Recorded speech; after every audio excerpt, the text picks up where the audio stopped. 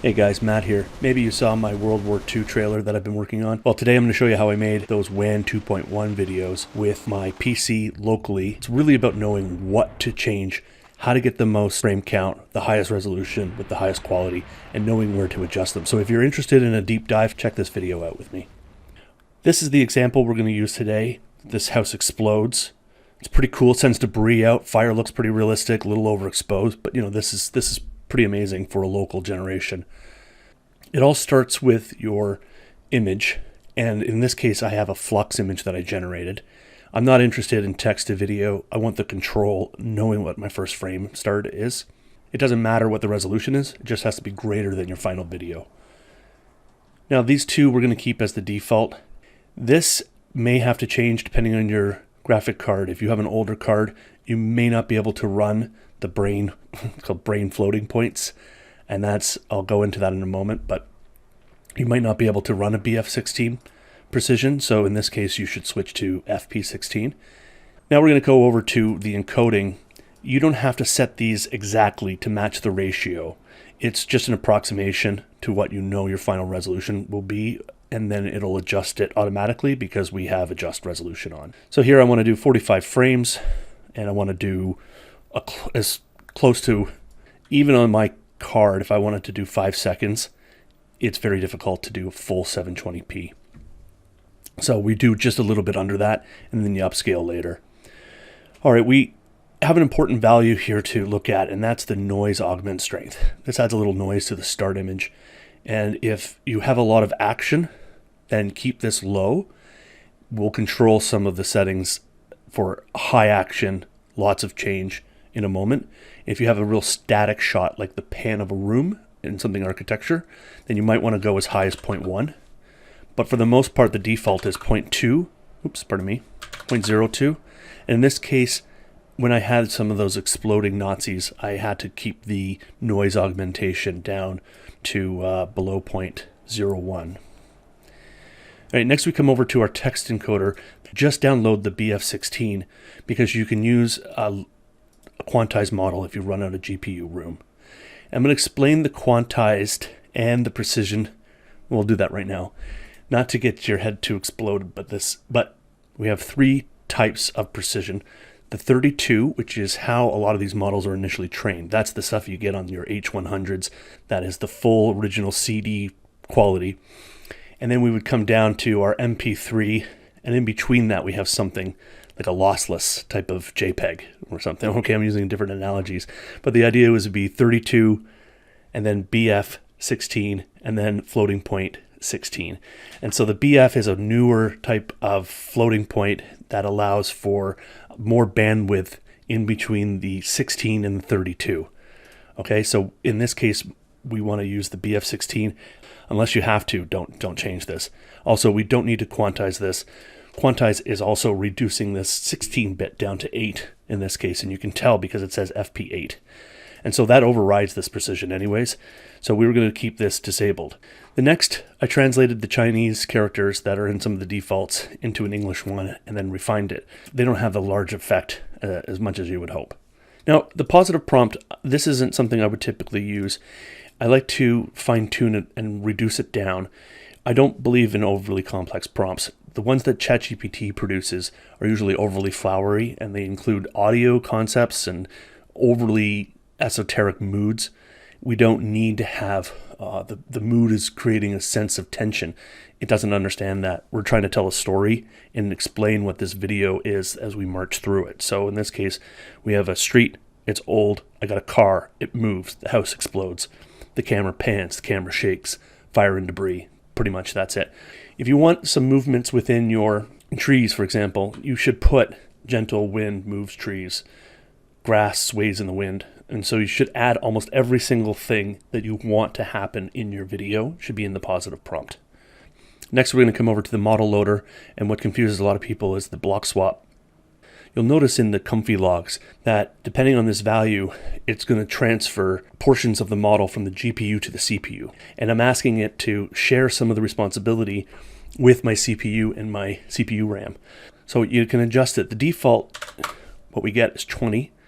And when you're depending on your model, if you hover over it, you'll see that it tells you if you were using the 1.3 parameter model, then you only have 30 blocks to transfer.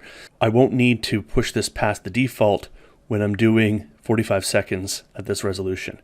Depending on what VRAM you have, you may have to go all the way to the maximum and try to push everything off onto the CPU. It'll slow it down considerably. So what you do is, this is sort of the last sort of adjustment you make.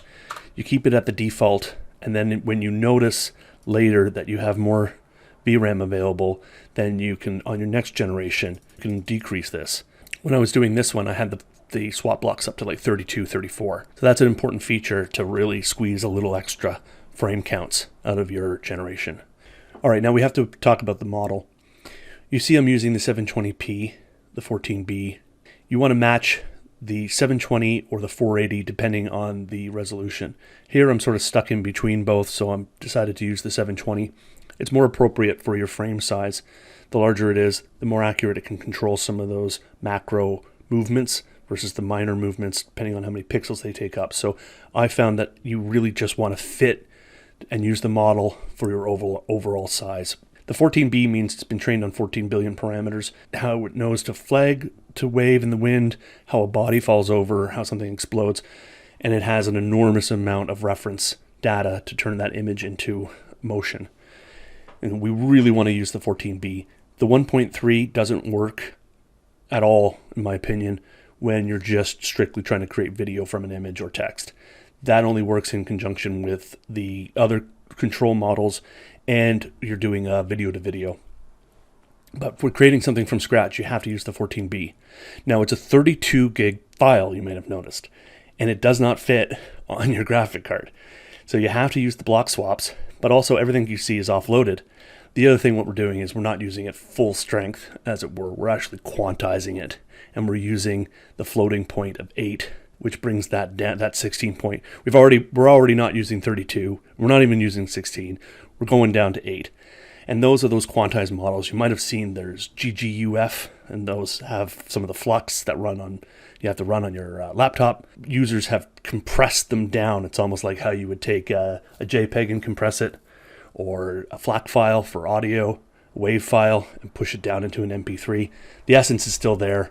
We're still getting those parameters, those billion parameters, but we're using a compressed portion of that range. And so that's really important to have this selected. If you're running on Linux, you might be able to run these other quantized versions. Obviously 4 is less than the FP8, so there's not much of an advantage there, other than it just saves a shit ton of VRAM. Much rather get higher resolution and a greater amount of frame count than worry about time, because I can run 20 of these at night and wake up in the morning and have a whole list of videos that are made. So it's not about doing something real time. It's about, for me, getting something really awesome that I just walk away, do something else, and I come back and I have a high quality video for free. Next, the attention mode. If you're running on Windows 10, you have to install Triton, and that is something by NVIDIA or Microsoft, and it's a speed up. Everybody will comment how easy or difficult it is. I found it a huge pain in the ass. I got it working eventually. It speeds things up about 35%. I have noticed some errors depending on the video that I'm creating. So you have your Windows version, which is STPA, whatever that stands for, and then your SAG attention. Okay, you have to have the Triton installed. You can look up all that. I had to reinstall Comfy a couple times. I finally got it working. Sure, it's faster, but don't go crazy if it doesn't work for you. All right, next we're going to come to one of these speed increases that was created by this incredible coder, Kijai.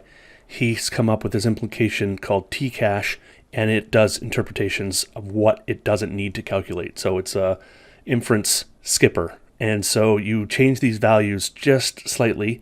The most important one being for time and quality is the start step. I absolutely believe you should keep it past 4, so 4 to 8. The amount of frames you want this thing established, so I like to have it not cheat. Let's say this is like a frame cheater.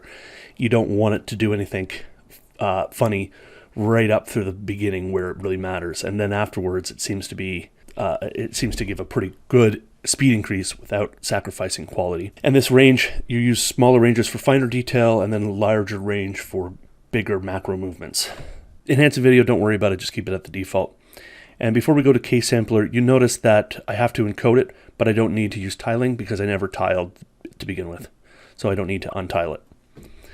Then we have our sampler.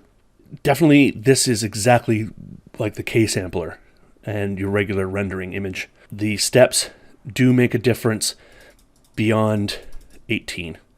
All right, so the range here is from 18 to 30, but I haven't noticed much of a difference. 24 to 26 seems to have just a slight amount of change. We're still with me? Okay. CFG is exactly like an image generator. You just keep this. The higher the amount is prompt coherence. The lower the amount, a little more flexibility. Shift, how many images change from frame to frame. And that's invoking more movement. Higher numbers, more movement. Lower numbers, less movement. And then the rest, you can't change any of these, so don't. Okay, we've finished the rendering, and you can see that it's really oversaturated here. That's despite having a negative prompt, oversaturated. The lower res that we started with, that one only took 300 seconds, and then I almost doubled the time, going up to almost 1K and doubling the frame rate. All right, everybody, thanks for watching. I hope you found that useful. Lots of detail. Do a like, maybe leave me a comment if it worked for you. And if you know of anything I made a mistake on, please leave a comment so I can correct it and pin your comment to the top. Hopefully I can grow this channel a little further. I got 8 hours of tutorials from the last 2 years on my website. You can check out my social media links below and see all the cool latest stuff that I'm producing. All right, peace.